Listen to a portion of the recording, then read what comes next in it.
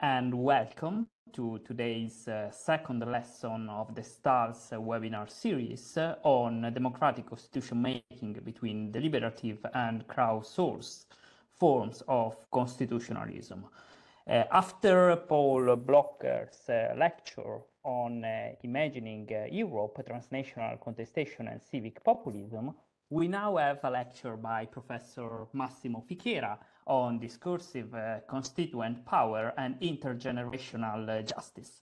Massimo Fichera is Senior Collegium Fellow at the Turku Institute for Advanced Studies and works at the Faculty of Law, University of Turku. He has been Academy of Finland Research Fellow at the University of Helsinki and got his PhD from the University of Edinburgh School of Law. His main areas of research include public law, constitutional and legal theory, comparative constitutional law. He has published extensively on the topics of constitutionalism, beyond the state, constituent power, the relationship between courts and the notion of transnational law. He was a research fellow at the Onati International Institute for the Sociology of Law, the Faculty of Law of the University of Lund, the European University Institute, the Institute for Advanced Studies in the Humanities of the University of Edinburgh, and he was also a Emile Noel Global Fellow at the Jean Monnet Center for International and Regional Economic Law and Justice at the New York University. It is indeed a great pleasure and honor to have Massimo Fichera here with us. So thank you very much, Massimo, also on behalf of Giuseppe Martinico. And so having said that, without stealing any further time from the lecture, I'm really glad to give the floor to Massimo Fichera for his presentation. So Massimo, the floor is yours. Yes, thank you very much, both Matteo and Giuseppe, for inviting me. I think this is a great initiative.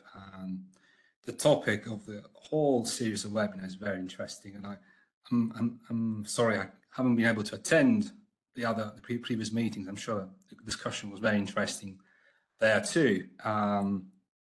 So what I'm going to talk about today is I'm going to take a particular angle to the issue of deliberation, and I'm going to actually first of all share my PowerPoint slides so that you can see them. Okay.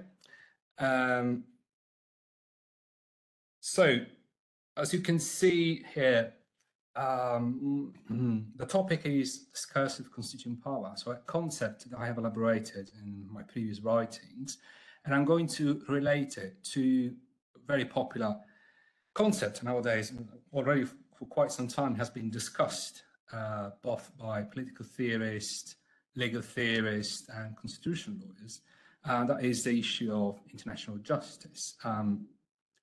So my talk is going to be divided into 4 parts.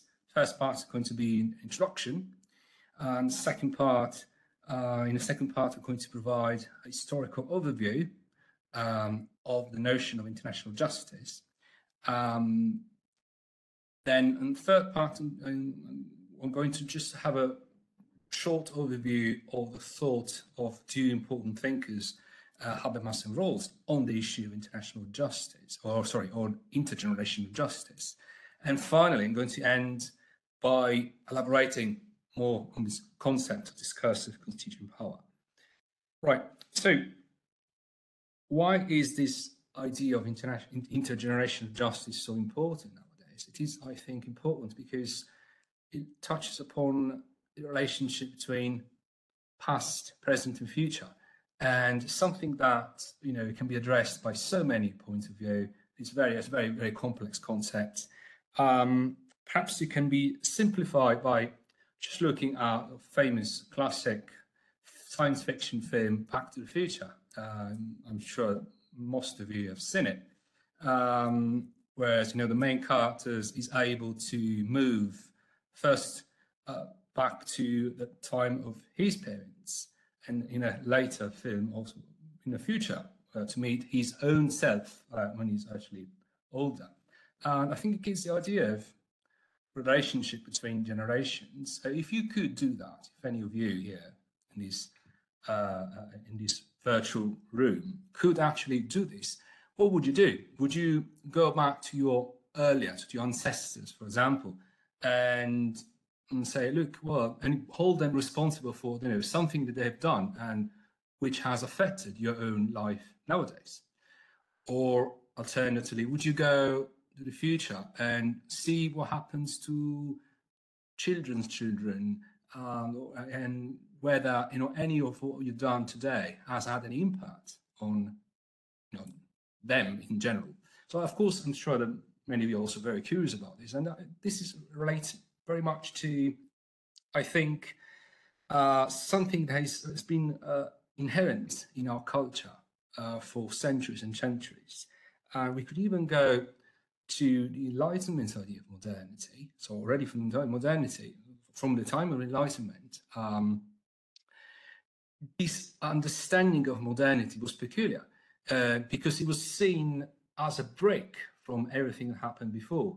Modernity has, in a sense, a rupture from our relationship with the past, whereas before Enlightenment, the past was a source of tradition, legitimacy, uncontestable source of legitimacy. From the modernity onwards, there's a new form of historical self-consciousness that implies that whatever is done through reason, and reason is supposed to be autonomous from any other source of evaluation, be it that tradition or faith or any other transcendental form of validation.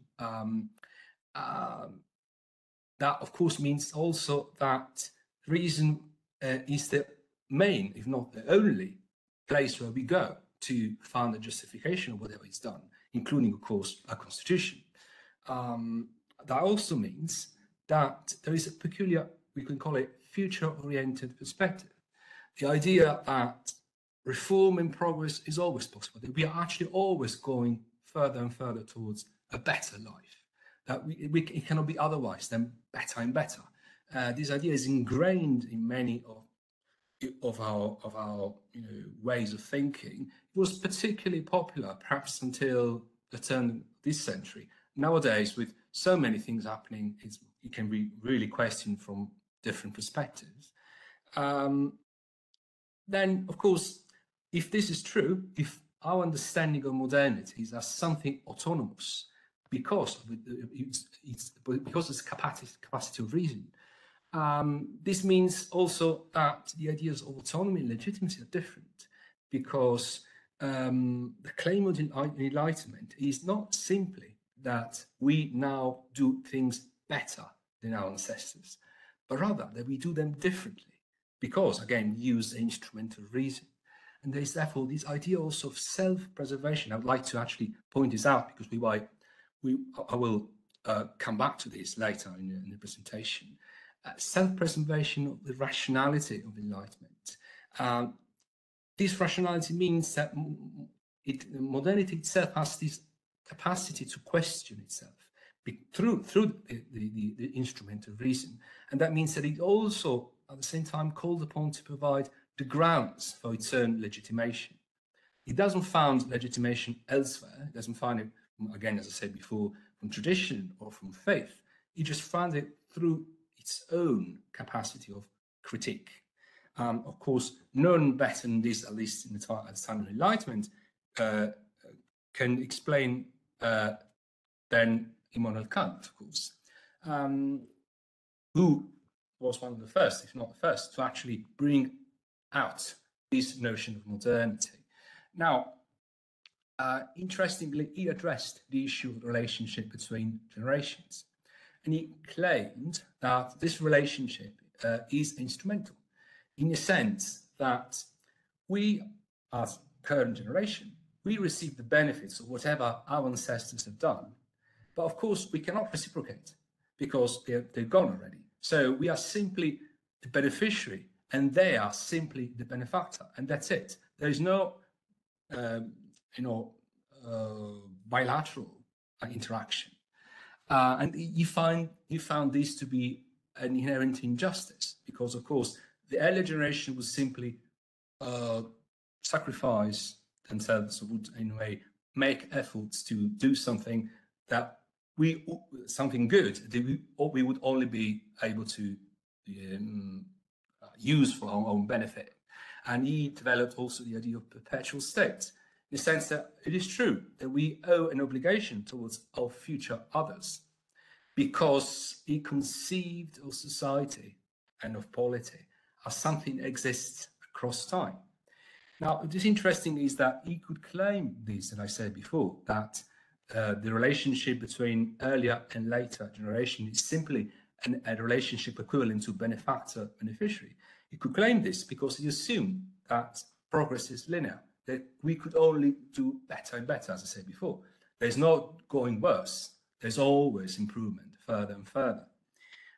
We'll come back to this, but before this, I'd just like to go a little bit back in time and show how far in the past we can go to demonstrate that the notion of intergenerational justice, the idea that there is some kind of relationship that cuts across time, was present already in ancient Greece, where we see, for example, in a work by Plato, the Laws, where it is said that, as you can read here, neither you nor this property of yours belongs to yourselves, but to your whole clan, ancestors and descendants alike. So we find already at that time was the conception of Earth as intergenerational commons, as an entity that is shared across generations. And even the Bible mentioned this. For example, Genesis, we see in Genesis that it said, then God said to Noah and to his sons with him, I now establish my covenant with you and with your descendants after you, and with every living creature that was with you.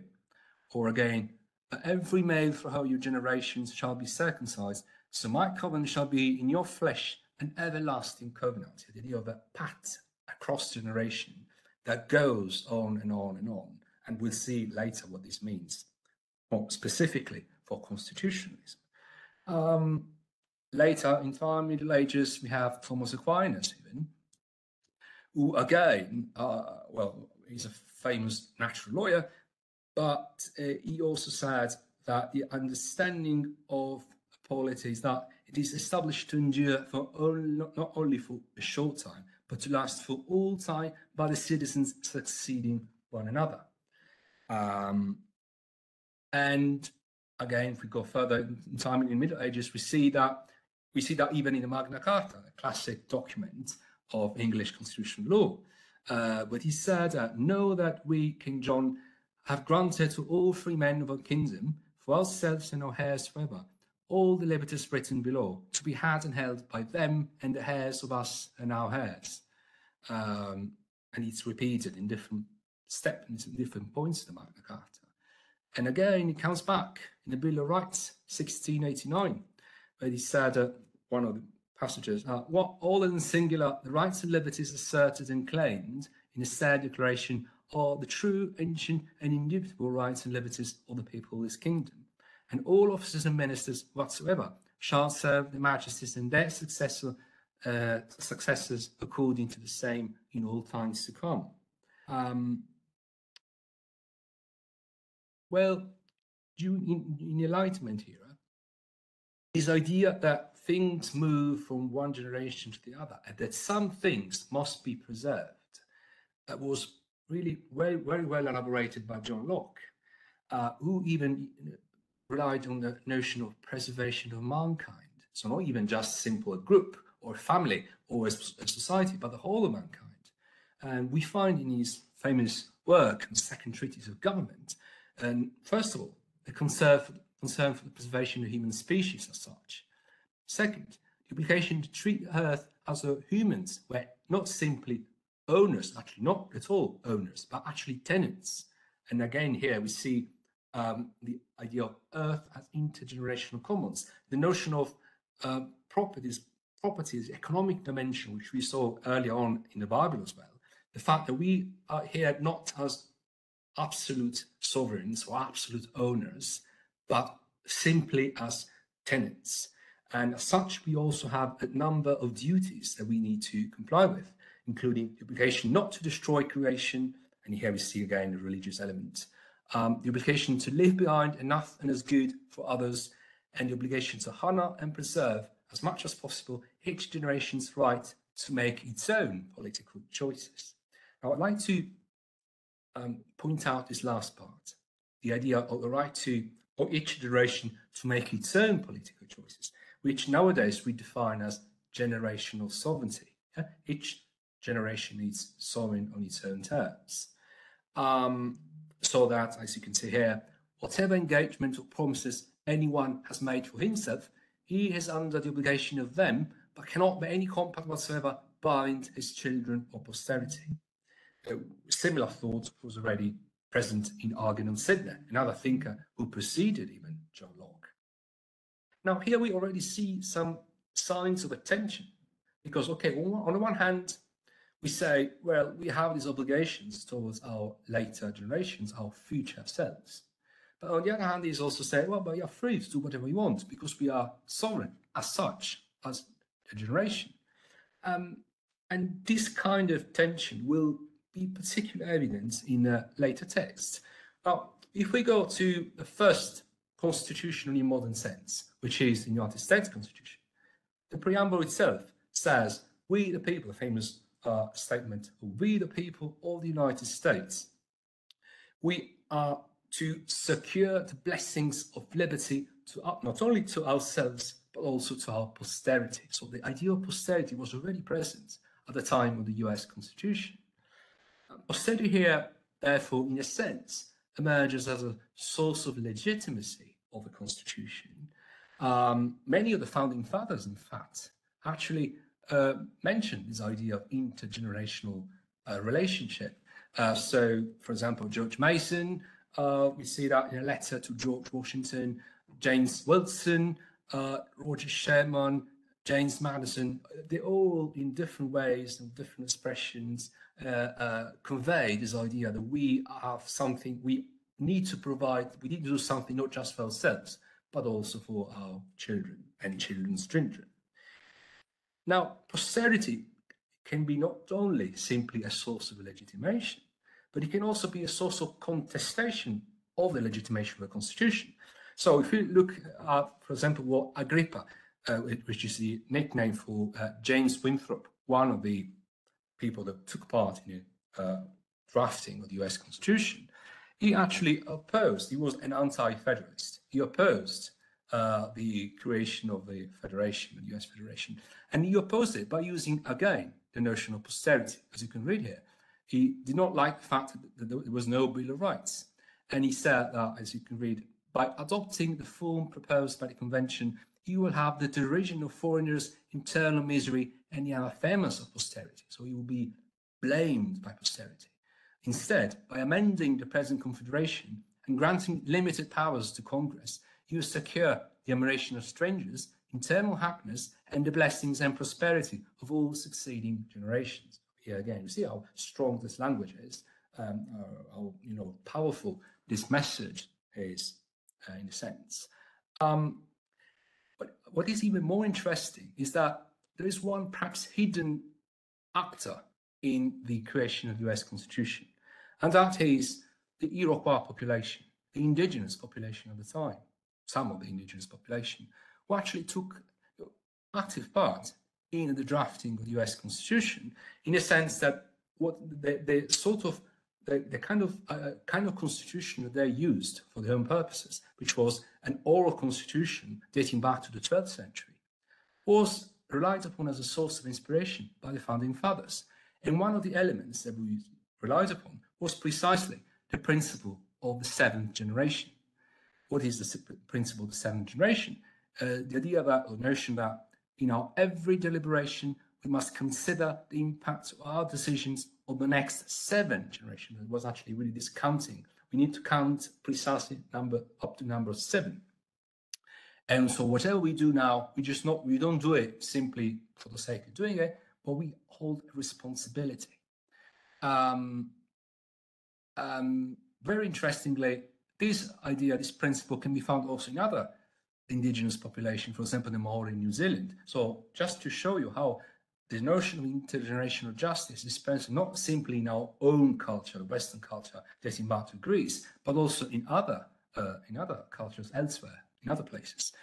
We know even of the United States Senate resolution in 1988, which officially, after such a long time, officially acknowledged the contribution of the Iroquois Confederacy of Nations to development in the United States Constitution. And if you go very carefully, I don't have it here, but if you look at the symbol of the US Federation, you look very carefully at the details. There is a tree, there's an eagle, there's a bunch of arrows. Now, all these symbols were taken straight from the Iroquois population. That's just coming from there. So it shows how direct the link is between what happens in US and the indigenous populations. Now, what we can flesh out from this discussion in the first place is, I would say, two dimensions. One is the survival society dimension, what I call the self-preservation dimension. For example, when Thomas Jefferson says that the earth belongs not for the living, again, going back to a concept that was used by other thinkers in the past, we find this idea of self-preservation when we instead look at other documents, including, for example, the Virginia Declaration of Rights, dating back to 1776, or even the draft of the Declaration of Rights prepared by Marquis de Lafayette for the French National Assembly in 1789. We see instead the rights dimension, the idea of self-empowerment, the idea that whatever we acquire nowadays is to be preserved also for future generations. On one hand, self-preservation, on the other hand, self-empowerment. And I'm going back to this later. We will see why. What, of course, happens is this classic debate between Edmund Burke and Thomas Paine on the notion of intergenerational justice.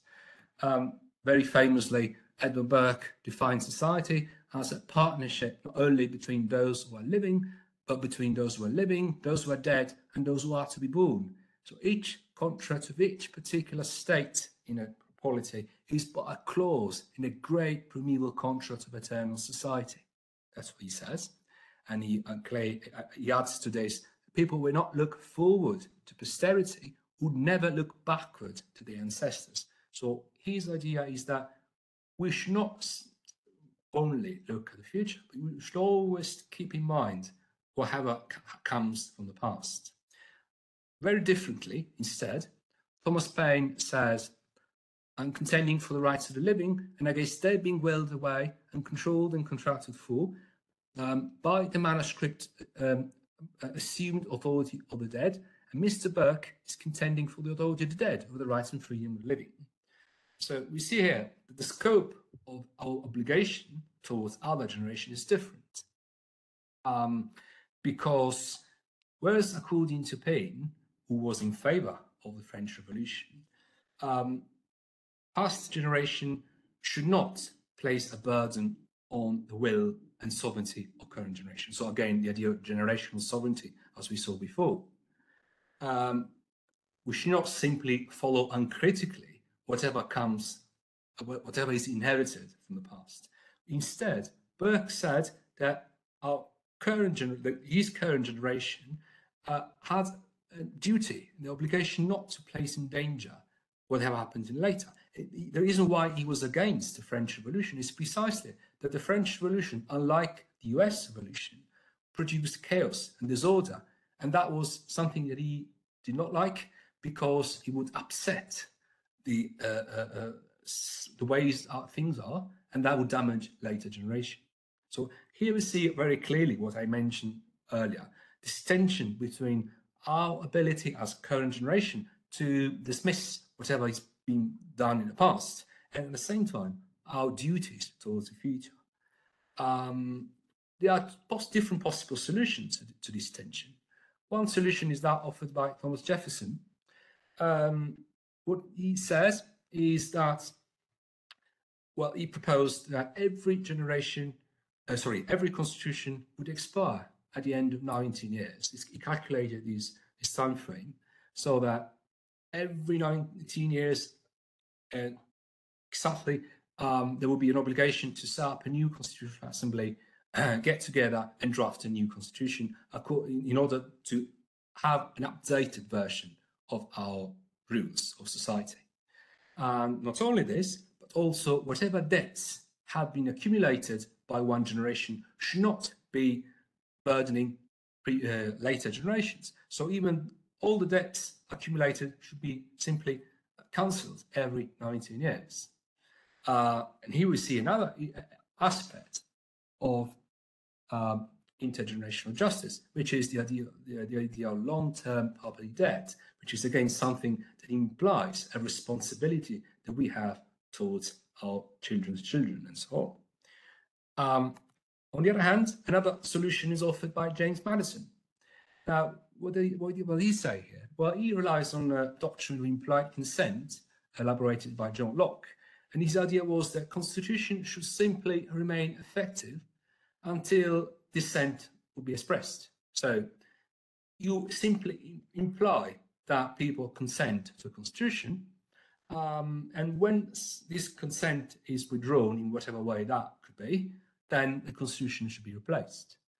And not only this, but he also said in a famous letter to Thomas Jefferson, they discussed this issue directly, that, as you can read here, restriction of long-term public debt is a salutary curb on the living generation for imposing unjust or unnecessary burdens on their successors. This idea was also expressed by George Washington later on in his farewell address as President of the United States. He said that it was necessary to avoid the accumulation of debt because that would imply an injustice towards future people. Now, what happens today? Well, as shown by some research, some empirical research on constitutions, nowadays, apparently about 41% of current constitutions mention the term future generations in one way or another. And interestingly, also, reference to future generations has increased. We know that it was already present at the time of the US Constitution, but it has really increased only after Second World War, and it's exponentially increased starting from the 90s. So that's very interesting. Historical events, World War II on the one hand, and on the other hand, the fall of the Berlin Wall and the beginning of a new era of capitalism, we could say. We also know that this reference to future generations and intergenerational justice is done either generically or in relation to specific subjects, including environment, most typically. And the Swedish constitution was actually the first constitution in 1974 to explicitly refer to environmental justice to this regard. But also, we also find references to societal values, cultural heritage, public finance, and so on and so on. Now, more recently, we have Article 20A of Grundgesetz in Germany, where it is said, mindful also of its responsibility towards future generations, the state shall protect natural foundations of life and animals by legislation and, in accordance with law and justice, by executive and judicial action, all within the framework of the constitutional order. Now, famously, as you probably know, this notion initially was framed simply as a state duty, so it was not justiciable. It is only later, with the most recent Klimabeschluss, the decision of the German Bundesverfassungsgericht on the climate, that it is only then that a right to life and health for future generation has been made justiciable as such. So that was an important breakthrough in this sense. But we also find examples of reference to future generations in Hungary, for example, perhaps surprisingly. Back in 2008, we had even a parliamentary commissioner for future generations, whose task was that of, for example, formulating petitions to the Hungarian Constitutional Court, or even monitoring environmental policies, urban planning, transport policy, so he had a veto somehow on these activities. Now that's of course very interesting considering what the current Hungarian constitutional system is, but perhaps not surprisingly, with the coming into power of the current government, the Parliamentary Commissioner for Future Generations was incorporated into a larger Commissioner for Fundamental Rights. And its relevance is somehow very much diminished right now. So, because it's been somehow, we could say, watered down, its powers have been watered down into a much larger bureaucracy. Then we have another famous example, a recent one, in Italy, Article 9 in the Constitution on the protection of the environment has been recently amended. Paragraph 3 refers to the protection of the environment, biodiversity and ecosystems also, not just in the interest, but also in the interest of future generations. Another example can be given by looking at the recent decision of the Italian Constitutional Court in 2019, in which the idea of responsibility or intergenerational responsibility is also mentioned very, very tellingly. Going on, again, Latin American countries, we find a very interesting principle, which is called in dubio pro natura. What does that mean? It means that whenever there is an environmental policy which is being challenged and conflicts with any other policy, now the choice between the two policies must be in favor of the environment whenever there is a doubt about the efforts and impact of the policy itself. We find this principle firstly and famously in the famous decision by the Costa Rican court, Delgado and Solano, 1995, but we find it expressed also, for example, in the Ecuadorian constitution, 2008, whose Article 395 refers again to this principle. We also have another example, which is a decision or ruling by the Brazilian Superior Tribunal of Justice in 2010, where it is said that whenever an entity, or for example, business firms, adopts a decision that might affect environment, then here we have a shift to the burden of proof, in the sense that it is up to this entity, this company, to prove that whatever is done would be in interest of future generations. So it has this, and so will not damage the environment. So there is very strict rule of responsibility. Again, reference to future generations in one way or another can be found in the previous, not the current one, the previous Tunisian constitution dating back to 2014. For example, Article 42 mentioning cultural heritage, Article 129, which set up Commission for Sustainable Development and Rights of Future Generations, with the obligation to be consulted on whatever drafts related to economic, social, environmental issues. Even at the international level, we have something. For example, the United Nations Stockholm Declaration dating back to 1972 mentions the benefits of present and future generations when it talks about natural resources, including air, water, land, flora, and fauna. Principle 5 refers to, again, future generation whenever it comes to the non-renewable resources that must be used in a limited sense. Or we could also look at the 1992 United Nations Rio Declaration, whose Principle 3 says, as you can read here, the right to development must be fulfilled so as to equitably meet the needs of present and future generations. And also the United Nations Framework Convention on Climate Change, famously, Article 3 refers again both to present and future generations. And even a little bit more recently, we see in the UNESCO Declaration on Responsibilities of Present Generations or Future Generations, a explicit reference to a future-oriented perspective in its preamble. And also in Article 3, it is said that the present generation should strive to ensure maintenance and perpetuation of humankind with due respect for the dignity of the human person. Consequently, nature and form of human life must not be undermined in any way whatsoever. Now, this is this brief overview of some instruments of law which we find both at domestic and international level. I think it's useful, especially when we see this mention of the future-oriented perspective. If we look at the thought of Hugo Habermas, in fact, we see, and we go back to the idea of modernity, which I mentioned before, the idea that modernity is a sort of breakthrough from previous eras, and that it has this burden of creating normativity out of itself, which means that it must provide the grounds for its own legitimation. And this legitimation is found precisely through a future-oriented perspective.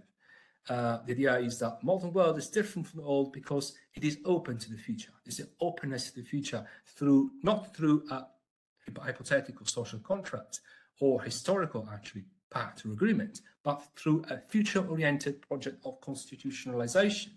And even the famous idea of life world, which was elaborated by Habermas famously, and is a theory of discourse ethics, they don't go too much in detail on the idea of future generations, but they can be interpreted as, in one way or another, including future selves, because they refer to this normative commitment. It can be found not through a transcendental act, but through an immanent process, open-ended process of public justifications. And when we look at this famous statement by Hugo Habermas, where he says that everyone is required to take the perspective of everyone else and project herself into the understanding of self and world of all others. Now here we can see, we could, at least in theory, say, okay, if we really truly are in a process of deliberation, asked to take the perspectives of everyone else, to what extent should this everyone else be expanded? So could it be expanded to include also future generations? And because if we really are to take this we perspective, as famously used by Habermas, this intersubjective form of interaction, how far do we need to go? Now, John Rawls was perhaps more explicit in this. He elaborated the famous just savings principle, the idea that, famously, John Rawls relied on the idea of the original position, the hypothetical contract, whereas in a sense, everyone in his hypothetical act is supposed to dismiss his or her own features. So everyone takes part in this process, in his original position, as hypothetical selves, by forgetting about the current circumstances in which he or she is found, so that he or she is not biased in the agreement on what the conditions of justice should be. Now, he later somehow elaborated more on this notion of original position, and he said that even a further principle could be included, and that would be the principle of just savings, the idea that each of us would agree in this hypothetical agreement to save for the future generations, whatever is to be saved. And this could be done because each of us would be covered by a veil of ignorance, not only as to our present conditions, but even as to whatever generation we belong. So if each of us, hypothetically, were to take part in this deliberation, this agreement, we would not know to which generation we would find ourselves. And therefore, we would theoretically, or ideally, agree on conditions of justice that would take into account also the needs of future generations. Now, of course, John Rawls had very clear in mind the dilemma presented by Kant. If you remember what I said before, Immanuel Kant.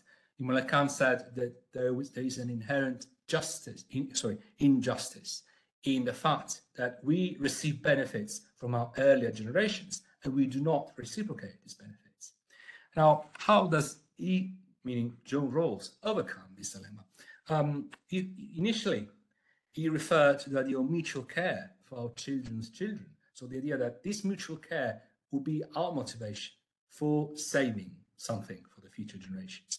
But later, he rather slightly modified his idea, and he said that members of a generation adopt the principle, the just saving principle, as the principle they would want earlier generations to have followed. So we simply essentially behave towards later generations the same way we would want earlier generations to behave towards us. So this is a rather, particular understanding of reciprocity. And of course, this notion of justice as reciprocity is only possible if we conceive of the relationship between us and earlier generations. Because if we instead shift the perspective, and if we look at the relationship between us and later generation, then no reciprocity is possible. Because of course, again, we will not be able to be reciprocated by later generations. And John Rawls famously did not like the idea that we would have to have a moral pre-commitment, because the only way we could justify our obligation to do something for future generations would be by conceiving of some kind of pre-commitment, some kind of morality, even before we enter the process of deliberation. And that was inconceivable for John Rawls. Okay. Now, let's move on to rather the understanding of constituent power. And we see what all this means for our understanding of constituent power. Now, as you all know, we could really very briefly point out the main features of constituent power. It is a non-creating concept, and one of its features is that it creates somehow a distinction between what is before and what is after. And of course, discussion is whether the debate is whether this break is a radical break or is something somehow a continuous process. There is also discussion as to whether constituent and constituted power should be independent with each other or should be somehow related to each other. Or other points of debate are the notion of people. Who are these people? Do they really exist, or are they merely fiction? Or again, should we look at the founding act as something that happens once and for all, or one-off, or something that instead continues as a dormant force within a constituted order? Or again, even more radical thinking, like, should we look at this founding moment as a legitimate moment or as an illegitimate moment? And so on and so on. I'm not going to go into detail about all these points of debate. I'm just going to say that the notion of discursive constituent power tries to address at least some of these aspects. First of all, your people here is constructed through security and rights discourses. Now, by security and rights discourses, I mean something different from what one could think typically. So, notion of security for me is not security in traditional sense, but in a sense of self-preservation, precisely the notion I mentioned before in my earlier slides. The idea that something has to be preserved, and at the same time, rights is understood as self-empowerment. So there is this tension between self-preservation and self-empowerment, which is constitutive of a polity. And also, this discursive constituent power does not dissolve after the founding act. So it's not a classic constituent power that somehow is placed outside the legal order, but it's rather an ongoing process that keeps somehow operating within the polity and somehow tries to address the issue of legitimacy of the founding act. So the question whether the founding act is legitimate or not is addressed by conceiving of this discursive constituent power. This has to be kept active during the development of a polity. In this sense, from this perspective, therefore, founding moments can be considered legitimate only if they become part of a future-oriented, self-correcting process over time. So not really relying on constituent moment per se. And this deliberative process somehow arises from social forces shaping society, including, at the same time, institutional and non-institutional actors. So not just courts, but also NGOs, for example, grassroots movements, local authorities, and even scholars. They're all important actors in this constituent process of operating within the society. Now, what is important here is that ordinary citizens are given the possibility to engage in a deliberation. And this deliberation takes place as an object, the meaning of the Constitution. So what it means for a polity to be secure and how to be secure. And secure, of course, in the sense of self-preservation and self-empowerment. And here comes what I define the paradox of large time. And I use here a German neologism, the idea of Krauszeit. Now, Krauszeit is taken from the Schmittian concept of Großraum. Carl Schmitt famously used the notion of Großraum to refer to expansion of space, like a polity's expansion, spatial expansion outside of its own borders.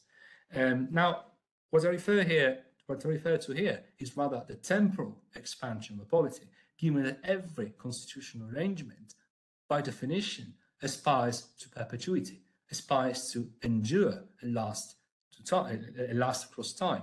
And what happens is that every constitutional arrangement somehow has to address the fact of contingency.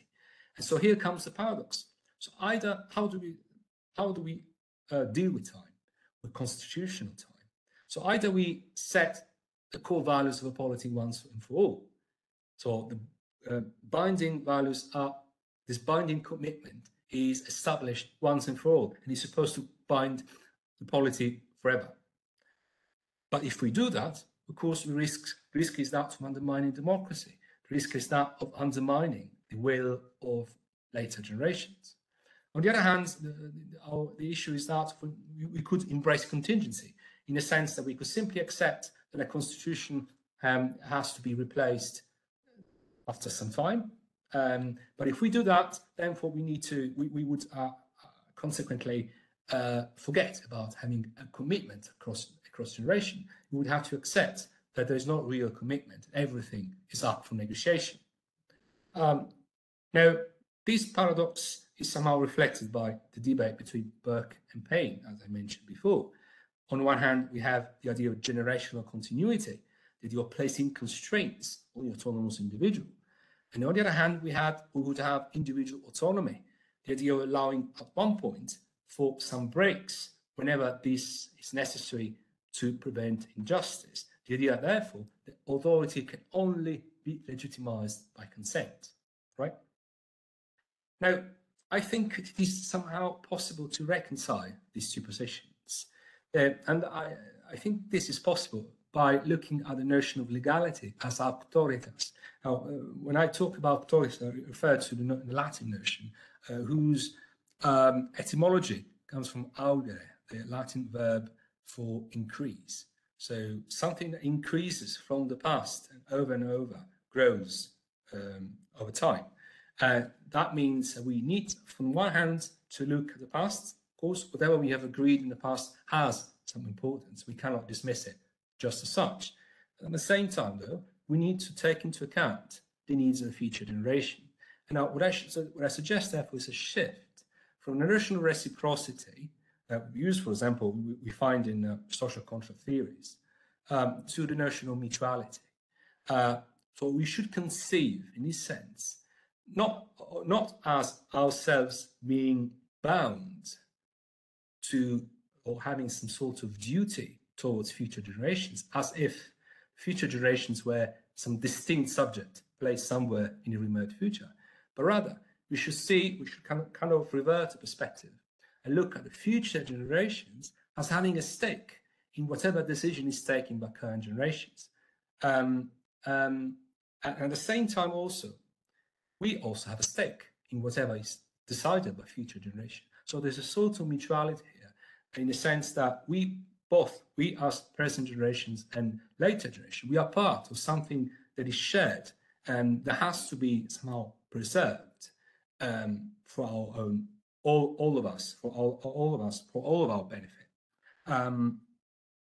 And this can be applied in different fields, of course, from environment to global health to even digital governance, public finances, cultural heritage, and so on and so on. Now, of course, there are still some dilemmas that need to be addressed. There are typical dilemmas concerning deliberation. Because as we know, one important principle of deliberation is the all-affected principle. The idea of the all-affected principle is that only those norms can be considered just to which all those potentially affected can consent rationally in uncoerced discourses, right? Now, what happens when we include later generations in this? Well, first of all, the problem is that the subjects of deliberation are unknown. We cannot know who the later generations are. They don't exist now. They might exist in the future, but they don't exist now. So by definition, they cannot take part in a deliberation. Second problem is the famous non-identity problem, which was mentioned by Derek Parfit. Now, the problem is that in the long term, we can't simply say that whatever policy we adopt now, the same people will exist. So because we go so far in the future, that means that we are not able to say that opting for one policy rather than another will harm future persons, because it's really so far in the future. And the third problem is given by the possibility of coercion and manipulation. Now, what could we reply to these dilemmas? One possible reply, first of all, to the idea that subjects of deliberations are known, is that, well, even deliberation involving current generation is not completely all-inclusive. I think it's very difficult, if not impossible, to conceive of a deliberation that really includes everyone. Even nowadays, we have to somehow make a choice, adopt a selection. Second, concerning a non-identity problem, which we saw before, the idea that we cannot say that we will harm future persons because they are situated so far in the future. Well, we could conceive of future generations as a collective entity, not as single specific individuals. Therefore, what we will have here is simply a collectivity that shares the features of the citizen type, much in a similar way as to what John Rawls talked about in his own idea. So we have a citizen type, and we try to cater for the needs of this citizen type, whatever we do nowadays. And then concerning the last problem, the idea of discourses of power. Now, of course, the problem of coercion and manipulation is always present. We can't simply will it away. But the idea of discourses of power is that we need to take power into account. Power cannot simply be dismissed. And perhaps that's what Habermas did, in a sense. He did not really take power too seriously. What we do instead is that we need to be empowered. We need to empower individuals. And power is not inherently bad. It can be good. And we need to necessarily rely on the fact that people have some ability to do things and to change things for the future. Now, concrete ideas have actually been put forward in this sense to make it possible to represent future generations. For example, Dobson mentioned the idea of using a quarter of members of parliament who could be elected as representatives of future generations. Or Eckerling said we could give 2 votes per each member of the electorate.